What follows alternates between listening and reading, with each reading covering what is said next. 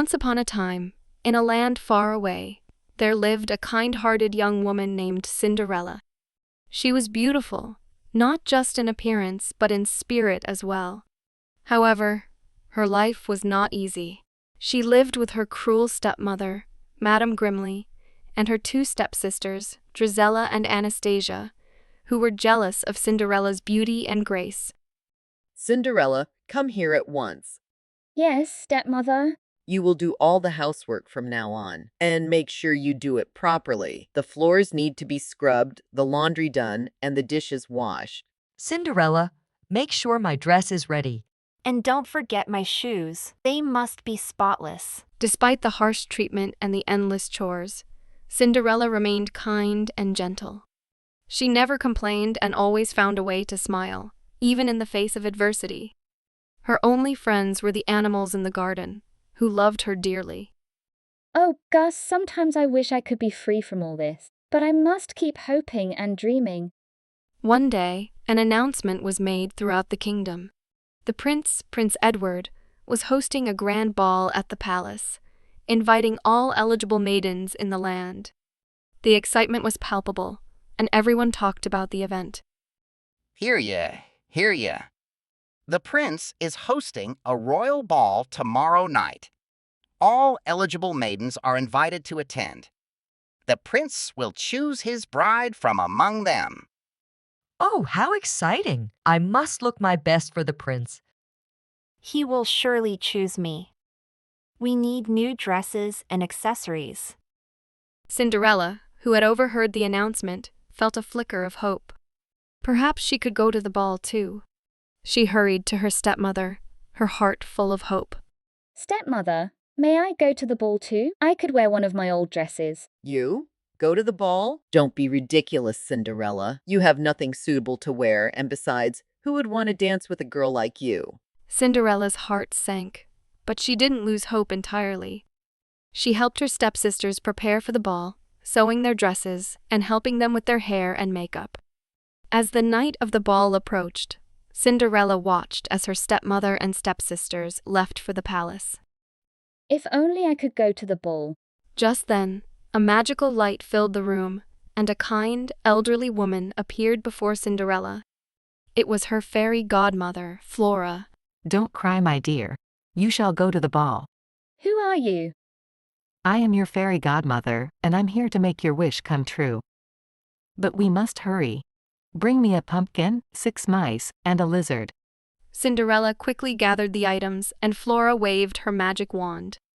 The pumpkin transformed into a magnificent carriage, the mice into elegant white horses, and the lizard into a coachman. Oh, it's beautiful. But I still have nothing to wear. Not to worry, my dear. With another wave of her wand, Flora transformed Cinderella's rags into a stunning blue ball gown, complete with glass slippers that sparkled like stars. I look like a princess. Thank you, fairy godmother. Remember, Cinderella, the magic will only last until midnight. You must be home before the clock strikes 12. I will, I promise. Cinderella arrived at the ball, and everyone was struck by her beauty. As she entered the ballroom, all eyes were on her. Even her stepmother and stepsisters couldn't recognize her, including those of Prince Edward. Who is that enchanting lady? Prince Edward approached Cinderella, unable to take his eyes off her. May I have this dance? Yes, Your Highness. They danced gracefully across the ballroom, completely absorbed in each other. The prince and Cinderella felt an immediate connection, as if they were the only two people in the room.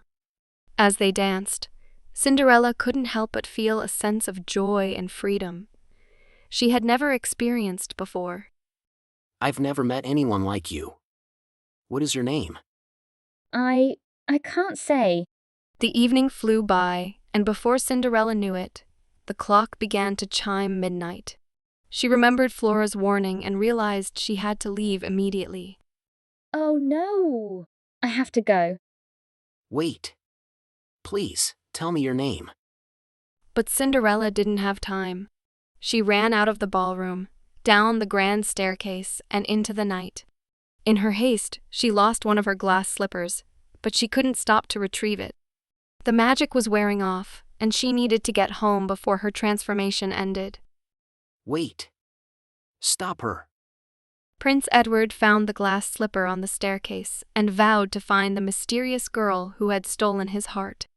The next day, he sent out his men across the kingdom to find the owner of the slipper. Whoever fits this slipper shall be my bride.